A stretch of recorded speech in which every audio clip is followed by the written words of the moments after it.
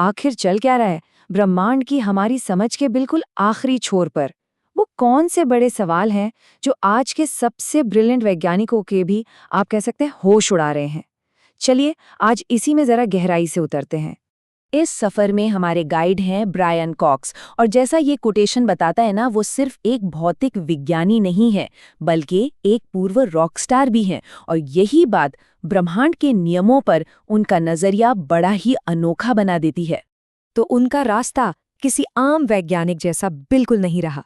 सोचिए, एक तरफ म्यूजिक की दुनिया की बुलंदियां और दूसरी तरफ भौतिकी के सबसे गहरे, सबसे उलझे हुए रहस्य। यही सफर है जो कॉक्स को इस विषय को समझाने के लिए एक एकदम सही, एक आदर्श व्यक्ति बनाता है। तो सवाल ये है कि भौतिकी के इन रहस्यों से पर्दा उठाने का सबसे जरूरी औजार, सबसे मुख्य उपकरण क्या है? देखिए, इसका जो मूल विचार है ना, वो एक बहुत ही शक्तिशाली माइक्रोस्कोप बनाने जैसा है, ताकि हम ब्रह्मांड के सबसे छोटे, सबसे बुनियादी हिस्सों को देख सकें। और ये है स्विट्जरलैंड और फ्रांस की सीमा पर बना सर्न में मौजूद लार्ज हैड्रोन कोलाइडर, या जिसे हम LHC कहते हैं। ये शायद इंसानियत का बनाया हुआ अब तक का सबसे बड़ा और सबसे पेचीदा उपकरण है। इसके साइज का अंदाजा लगाना है तो सुनिए, इसकी जो गोलाकार सुरंग है ना, उसकी लंबाई है 27 किलोमीटर। मतलब एक छोटा मोटा शहरी समझ लीजिए, जो जमीन के नीचे दफन है। और अब जरा कल्पना कीजिए, प्रोटॉन इस 27 किलोमीटर की रिंग का चक्कर हर एक सेकंड में 11,000 बार लगाते हैं। ये एक अविश्वसनीय कमाल की रफ्तार है, जो हमें ब्रह्मांड की स्पीड लिमिट के बहुत बहुत करीब ले जाती है। इतनी जबरदस्त रफ्तार से ये प्रोटॉन ब्रह्मांड की जो परम गति सीमा है, मतलब प्रकाश की गति, उसके 99.999999% तक पहुंच जाते हैं। बस जरा सा ही पीछे। अच्छा, तो अब देखते हैं कि LHC इतनी सारी ऊर्जा के साथ आखिर करता क्या है। देखिए, इसका मकसद सिर्फ चीजों को तोड़ना नहीं है, बल्कि कुछ नया बनाना भी है। तो यहाँ ना 2 मुख्य लक्ष्य हैं। पहला तो है पदार्थ को उसके सबसे बुनियादी टुकड़ों में तोड़ना, ठीक वैसे ही जैसे रदरफोर्ड ने कभी एटम के न्यूक्लियस की खोज की थी। और दूसरा, जो शायद और भी ज्यादा दिलचस्प है, वो है ऊर्जा से बिल्कुल नए पदार्थ का निर्माण करना। ये सब मुमकिन हो पाता है आइंस्टीन के उस मशहूर समीकरण की वजह से, E=mc²। ये हमें बताता है कि ऊर्जा और द्रव्यमान असल में एक ही सिक्के के 2 पहलू हैं। उन्हें एक दूसरे में बदला जा सकता है। और LHC में इतनी ज्यादा ऊर्जा होती है कि वो उस ऊर्जा को हिग्स बोसॉन जैसे भारी कणों में बदल सकती है। अब देखिए, हिग्स बोसॉन की खोज कोई सीधी साधी प्रक्रिया नहीं थी। ये तो आधी सदी पुरानी एक भविष्यवाणी की पुष्टि थी।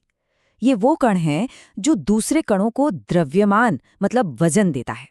वैज्ञानिक इसे सीधे सीधे नहीं देख पाते। होता क्या है कि ये बनता है और लगभग तुरंत ही खत्म हो जाता है।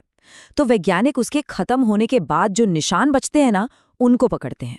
ये कुछ ऐसा है जैसे किसी अदृश्य चीज की परछाई को देखना। तो हिग्स बोसॉन की खोज के साथ जो हमारा स्टैंडर्ड मॉडल है, मतलब मूलभूत कणों और बलों का हमारा मौजूदा सिद्धांत, वो पूरा हो गया। लेकिन जैसा हम जानते हैं, विज्ञान कभी रुकता नहीं है। अब भौतिक विज्ञानी नई और शायद पहले से भी बड़ी चुनौतियों का सामना कर रहे हैं। और आज की सबसे बड़ी चुनौती यही है। हम उन चीजों की तलाश कर रहे हैं जो अविश्वसनीय रूप से दुर्लभ हैं। तो सोचिए, जब कोई घटना 10 अरब में सिर्फ एक बार होती हो, तो उसे खोजने का तरीका क्या है? कैसे ढूंढा जाए?